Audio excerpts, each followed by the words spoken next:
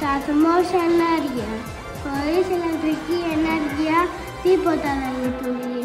Τα ηλιακά πάνελ παίρνουν το φως του ήλιου και το μετατρέπουν σε ηλεκτρική ενέργεια. Έτσι οι αστροναύτες έχουν ζεστασιά, ρεύμα και όλα όσα χρειάζονται για τα μηχανήματά τους.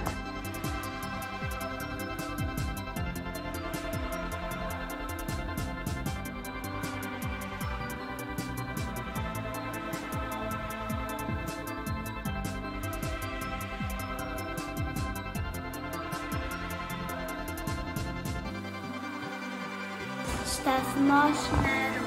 Το νερό είναι πολύτιμο στον αέρα. Οι αστροναύτες χρησιμοποιούν τη βοήθεια του ρομπότ να σκάψουν και να βρουν πάγο. Το λιώνουν, το καθαρίζουν για να το πιούν, μαγειρέψουν και ποτίσουν για τα φυτά τους.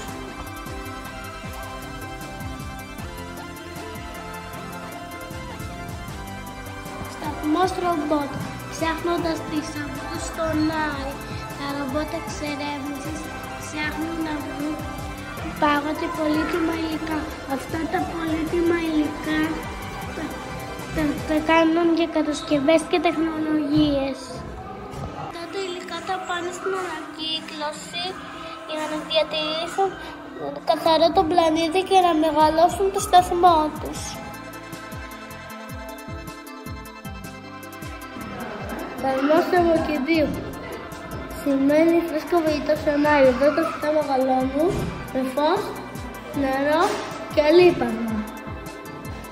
Να έχουμε φρούτα, λαχανικά που βοηθούν τους αστροναύτες να έχουν υγιεινή διατροφή.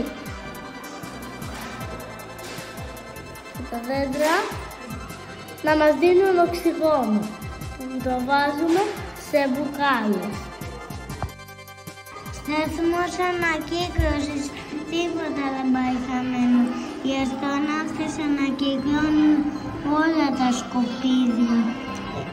Ενώ οι φρούτες και τα τσόφια δίνονται λίπασμα για τα φυτά. Ενώ τα μέτρα και τα πλαστικά γίνονται επισκευές, κατασκευές για τα παιχνίδια. Σταθμός κατασκευή.